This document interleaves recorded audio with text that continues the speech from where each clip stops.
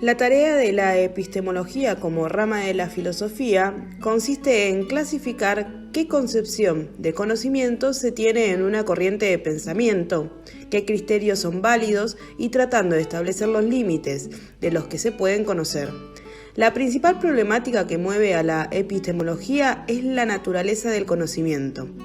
Desde los trabajos de Platón, la epistemología se ha ocupado de examinar cuáles son los componentes esenciales del conocimiento. En este esquema entra en juego la relación del conocimiento con la verdad. Para Platón había dos formas de episteme.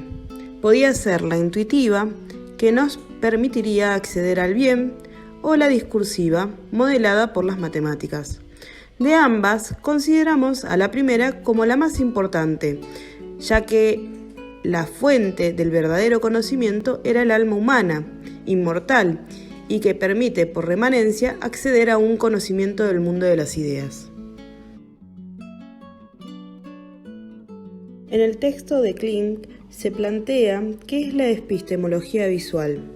El autor, Arnheim, propuso la idea de la estrecha integración de la percepción visual con los procesos cognitivos, y en este sentido también llegó a hablar de la imagen mental, que para él es la captación mental de un objeto a partir de la naturaleza física de ese objeto.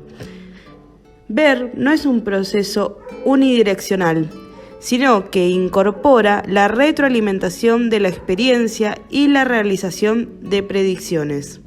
Es, por lo tanto, un aspecto bastante crítico de la capacidad cognitiva de los seres humanos. La percepción visual implica pensar y el pensamiento hace uso de las imágenes visuales. Sabemos que para Platón el arte no representa precisamente un conocimiento, porque al contrario, la práctica artística a lograr con la mímesis nos alejaba de aquello. Esta concepción de que el arte no nos enseña nada y por lo tanto no representa un conocimiento válido, ha permanecido por siglos en la historia y recientemente con la explosión de las vanguardias del siglo XX han aparecido casos que empezaron a cuestionarse si es que el arte no puede enseñar nada. El arte no tiene relevancia cognitiva y es solo un pasatiempo. Esto puede entenderse como la actitud desinteresada frente a la contemplación del arte que plantea Kant, cuya expresión práctica es la exposición en un museo. Para Baumgarten, el arte nos podía dar un conocimiento de lo bello. Considerando el contexto del iluminismo de este autor que estaba en consonancia con muchas de las concepciones de esa época. Hoy no podemos solamente concentrarnos en lo bello como una cualidad para evaluar el arte. Precisamente aquí encontraremos una de las primeras problemáticas que sobresalen cuando decimos que podemos conocer mediante el arte la representación.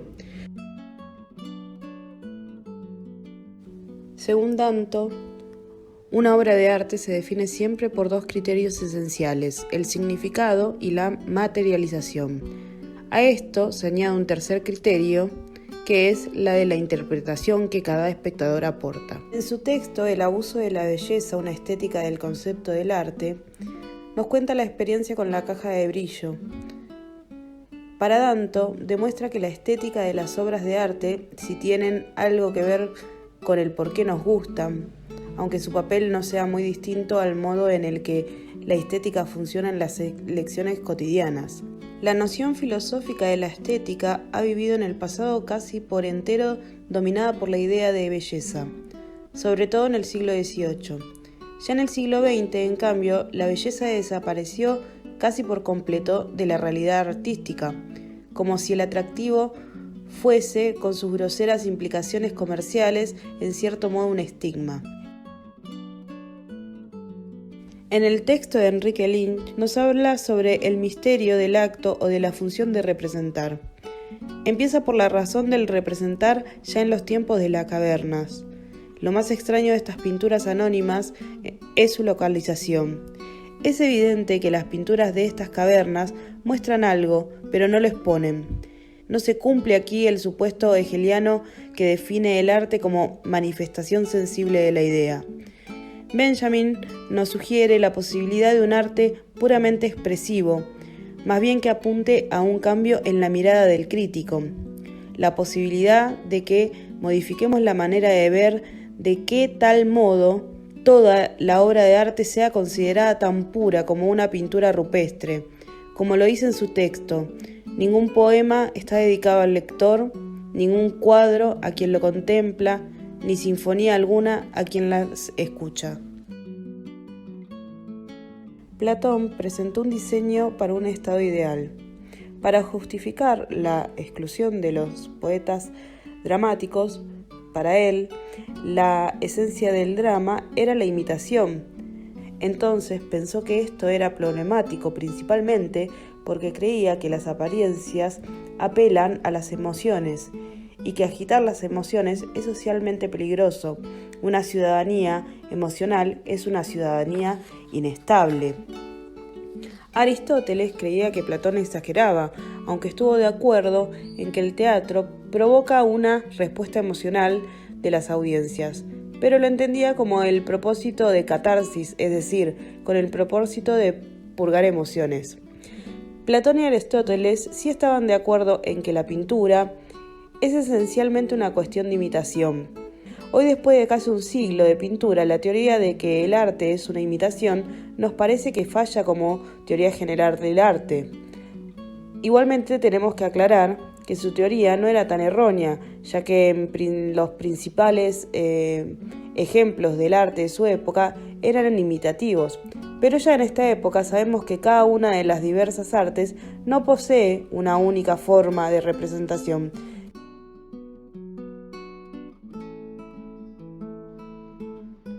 Pasando de la representación a la expresión artística, Gombrich nos plantea una serie de teorías.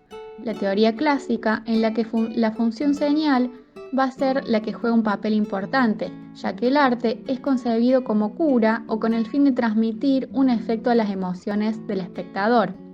La teoría renacentista, en la que la función simbólica o dramática es la que juega el papel importante, ya que el arte busca la imitación de las emociones, pone un espejo ante la naturaleza. La teoría romántica, en la que la función de síntoma, entendida como síntoma de las emociones del artista, es la que va a cobrar relevancia, ya que se desea conocer lo que el artista realmente siente. Y por último, la teoría centrípeta, en la que la relación entre sentimientos y síntomas se considera una relación que no es unilateral, no nace del interior al exterior, no se proyecta en una sola dirección, sino que existe un feedback, es decir, una teoría que subyuga una constante interacción entre la forma artística y el mensaje que se transmite. Por otra parte, Vicky ya no se pregunta qué es el arte, sino qué hace que algo sea arte. Para él, en su teoría institucional, una obra de arte es arte a causa de la posición que ocupa dentro de una práctica cultural. Establece que la obra está formada, por un lado, por el artefacto, que es creado para ser presentado en público, y por otro lado, por una serie de condiciones que va a establecer la institución artística. Entre ellas, el artista es una persona que participa con un entendimiento previo en el proceso de creación de la obra. El público va a ser el que esté preparado para ver y comprender el objeto que se presenta, y el sistema del arte o el mundo del arte en su totalidad, que va a ser el que legitime que eso sea arte. Teniendo en cuenta entonces que la obra de arte se significa teniendo en cuenta el contexto cultural, podemos traer ahora los aportes de la semiótica. La semiótica es la disciplina que estudia los signos, es decir, podemos establecer un vínculo que une al arte con la producción de discursividades en un contexto específico. Eco establece que para él el signo es algo que representa algo más, sin estar ligado únicamente al mundo del lenguaje. Saussure, por su parte, establece que existe un significado, es decir, el objeto en sí mismo, y un significante que va a ser la palabra que represente ese objeto ausente. Para Lotman, los signos tienen sentido no en términos de unidades aisladas, sino dentro de una red, dentro de un continuum que va a permitir la existencia de lo particular en lo universal. Por último, Peirce establece que el signo está compuesto por 3 partes, por un objeto, un interpretante y un representamen.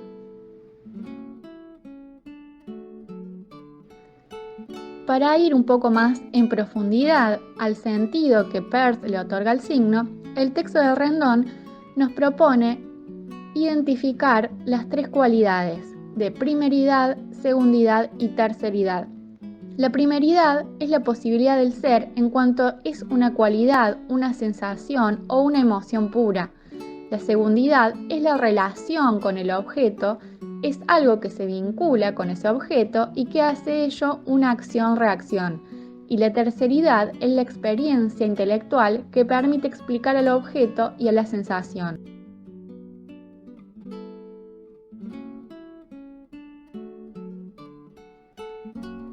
Finalmente, tomamos los aportes de Rendón sobre Peirce para considerar las 3 formas de significación del signo. Por un lado, tenemos el índice, que se inserta en el orden del fragmento, de la parte por el todo, y lo que pone en primer lugar en el proceso de significación. Es directo y nos va a proveer cierta información entre el signo y el objeto. El icono se encuentra con cierto distanciamiento del objeto, pero aún existe una forma de analogía entre el objeto y su representación, por lo que se establece un juego de semejanzas.